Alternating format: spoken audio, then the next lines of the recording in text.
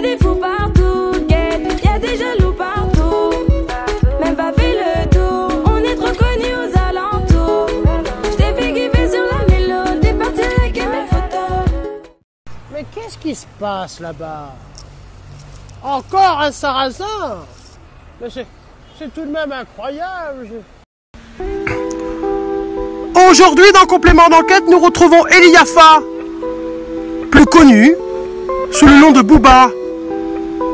Après avoir évité de peu le cachot, nous le retrouvons aujourd'hui, seul, face à lui-même, à l'U-Arena.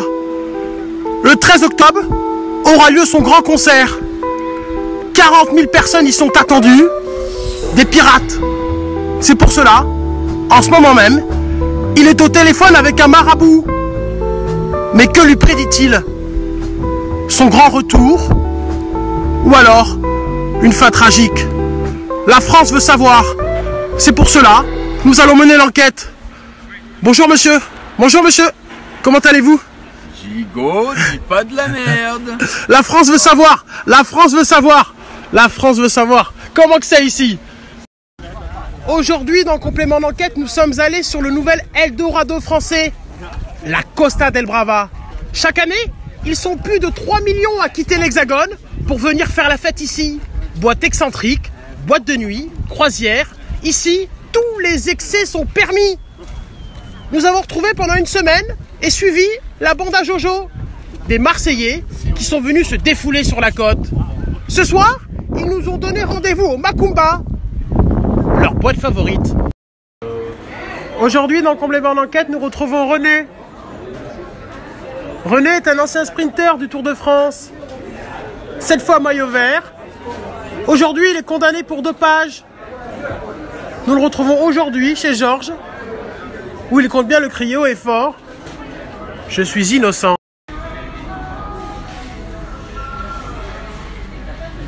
Lucien.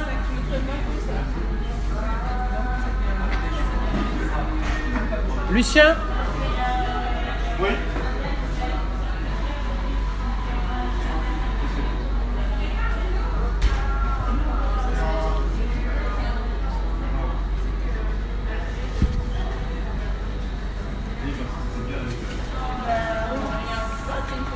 Monsieur, bonjour. Vous savez si dans le quartier il y a des filles RLEL? Des filles RLEL? Des filles? Des filles, une fille qui est fraîche sur RLEL? Non? Parce qu'en fait, on m'avait dit qu'ici, dans cette rue, il y avait des filles RLEL. Je comprends pas ce que vous me dites là. Ah, Faut me traduire, hein, parce que je ne parle pas arabe. Non, c'est une RLEL. Une REL. C'est quoi une REL? Une fille RLEL. Tout le monde connaît aujourd'hui en Non, je ne 2018. connais pas. Non, non. Je sais pas quelle langue vous parlez là, très honnêtement. Mais une fille RLEL, c'est une fille RLEL. Alors, j'ai parlé en argot. Ouais. D'accord. Ouais. Je connais pas mal. Je parle aussi en espagnol, je parle en français. D'accord. J'ai une bonne connaissance des choses. Vous connaissez pas les RLEL? Non. Ça vient d'où? C'est le RLEL. Non, mais ça vient d'où votre nom? Mais c'est une fille fraîche sur RLEL. Non? C'est incompréhensible. Ah, ok. Je suis désolé. Ça ne veut pas parler, c'est ça le problème. Je suis désolé. Apprenez votre langue d'abord, Ok. avant de vous exprimer dans une... Merci monsieur, au revoir.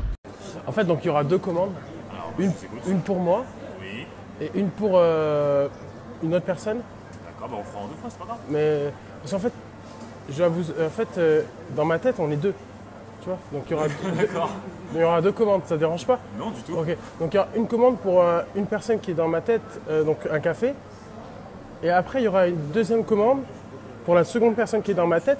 Parce qu'en fait, on communique, on est assez tu vois, moi avec l'autre personne, on parle souvent, on discute, on échange. Des fois, on n'est pas d'accord, mais des fois, on est d'accord. Parce qu'en fait, aujourd'hui, en France, il y a beaucoup de gens qui parlent de choses, mais qui ne savent pas pourquoi. Donc moi, en fait, j'essaie de comprendre des choses. Et avec la personne, on communique. Mais on communique parce qu'on aime communiquer. Et en France, il y a beaucoup de droits. Ça vous dérange pas? Vous êtes pour le dialogue et la communication? Ok, mais ça fait plaisir à entendre parce que souvent les gens sont pas très respectifs, mais vous avez l'air de l'être et ça fait vraiment plaisir. Mais merci en tout cas de votre coopération. Pour les toilettes, il me semble être venu avant vous. Non, non, vous n'étiez pas avant moi, j'étais avant vous. Ne prenez pas pour une andouillard. Non, mais il me semble que j'étais avant, mais Vous n'étiez pas avant moi, il y a une personne peut-être ma mémoire me fait défaut. Ma mémoire me fait défaut, mais il me semble que qui j'étais n'était avant. pas avant moi, vous me laissez tranquille. Vous me laissez tranquille. Mais il me semble que j'étais avant vous. Non, il y a une personne ici, alors bien avant vous. Hein. D'accord. Mais non, parce que moi j'ai vraiment envie de faire pipi. Et ben moi aussi j'ai envie, alors. J'étais avant vous, madame. Non, je sais pas. Mais il y a de l'eau partout, vous allez tomber. Est-ce que vous avez pris votre bouée? Merde. Comment ça, merde? C'est bon, je peux y aller? Vous le laissez nettoyer. Vous le laissez nettoyer, vous n'y touchez pas. D'accord. Et vous n'étiez pas avant moi. Hein. Parce que vous en avez mis partout. Et j'ai vu, je suis rentrée, c'était déjà comme ça. Mathias? Mathias? Mathias?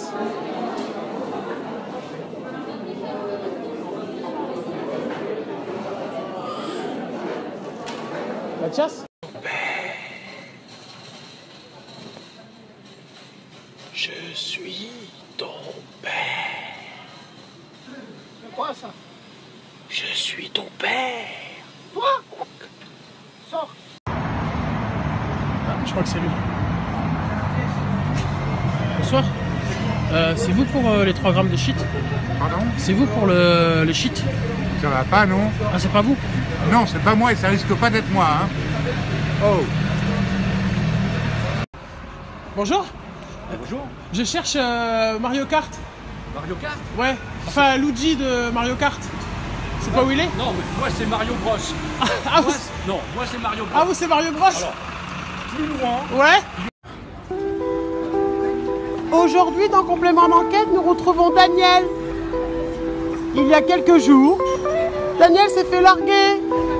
C'est pourquoi, hier soir, vers 23h15, Daniel s'est inscrit sur Tinder. Après quelques likes, Daniel a eu un match. Un beau jeune homme, bien fait, du nom de Martin. Elle lui a donné rendez-vous ici, au Beau Girard. Elle attend son date avec impatience, car Daniel espère retrouver l'amour. Elle espère ne pas rentrer seule. Et ce soir, elle espère, sur le clic-clac, qu'il la fera monter au 7e ciel. Mesdames et messieurs, bonjour. Chaque année, ils sont plus de 300 forains à venir poser leur caravane ici, au cœur de la capitale. Ici, on fait la fête, on s'amuse. Mais y a-t-il pas anguille sous roche? Un reportage signé Thomas Dussard et Julie Le Carpentier. Nous sommes allés devant l'attraction la plus dangereuse du parc. Où ici, chaque année, ils sont des millions et millions à risquer leur vie. La pêche au canard. Bonjour madame. Êtes-vous la propriétaire de cette attraction? Est-ce que vous mesurez les risques d'une attraction comme celle-ci? Pas vous répondre, pas non plus. Vous ne souhaitez pas répondre aux questions? Ces élevages ont été élevés en plein air ou en cage? Madame, la France veut savoir. Est-ce que vous vous rendez compte des risques que ça peut procurer?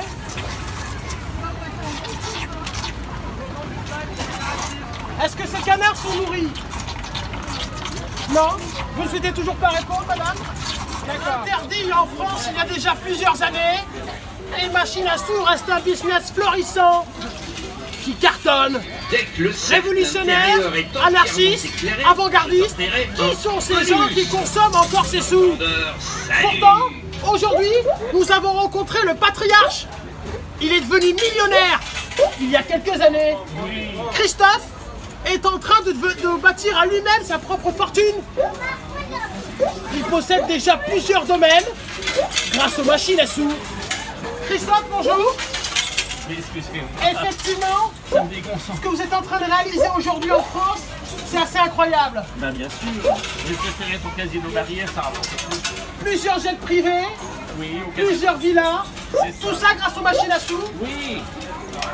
Surtout des poêles Tefal, vous voyez, des Des crêpières. poêles Tefal, des crêpières, des micros, des bouilloires. C'est merveilleux. Ok. Est-ce que vous avez un secret pour la jeunesse d'aujourd'hui? Oui, toujours aller dans le mille. Toujours aller dans le mille. Voilà. Jouer au milieu. Il faut jouer au milieu. Merci Christophe. Merci à tous. Merci à tous ceux qui ont suivi le reportage et à toutes nos équipes. Aujourd'hui, nous avons retrouvé ce Titouan, dans le milieu de l'auto-tamponneuse. On l'appelle le killer. personne ne lui résiste. C'est le roi de la piste.